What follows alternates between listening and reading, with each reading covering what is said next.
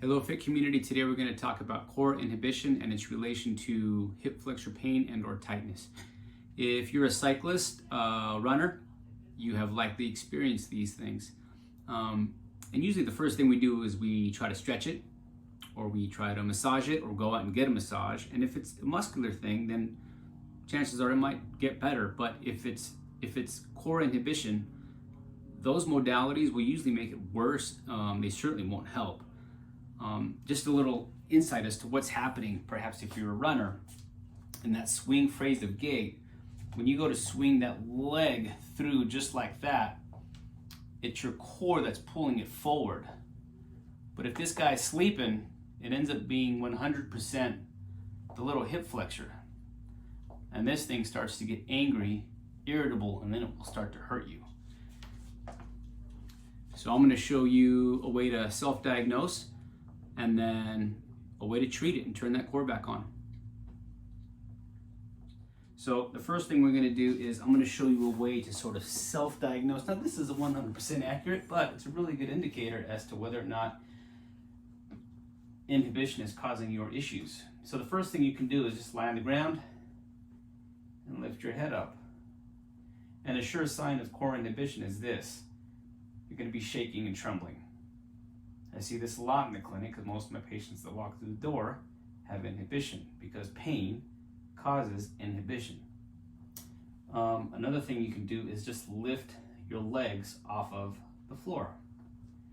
And same idea, there's going to be a lot of shaking and trembling going on. That is a cardinal sign of inhibition.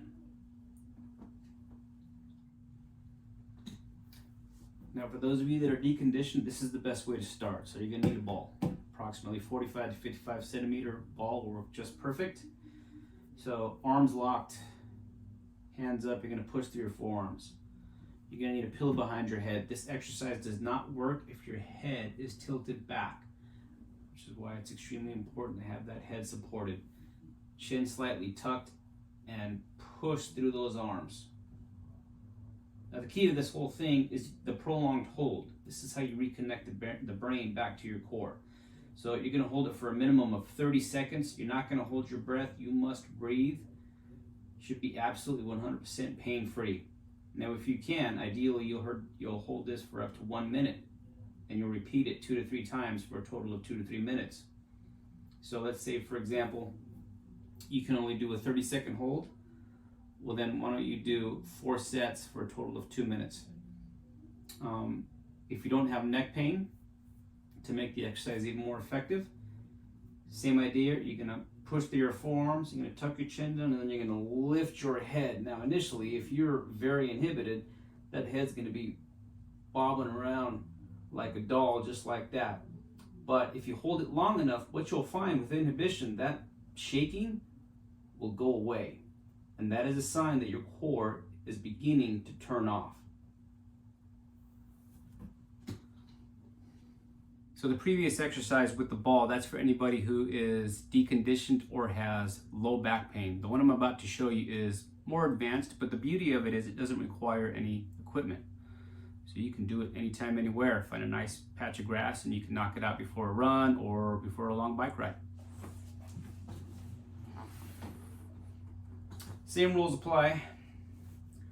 We're looking for that prolonged hold. So bring those knees closely into your chest. Toes up, that's very important.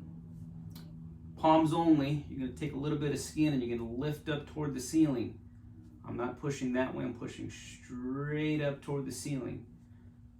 Chin tuck, lift that head. Pull that skin up with the palms of your hands and hold for at least 30 seconds.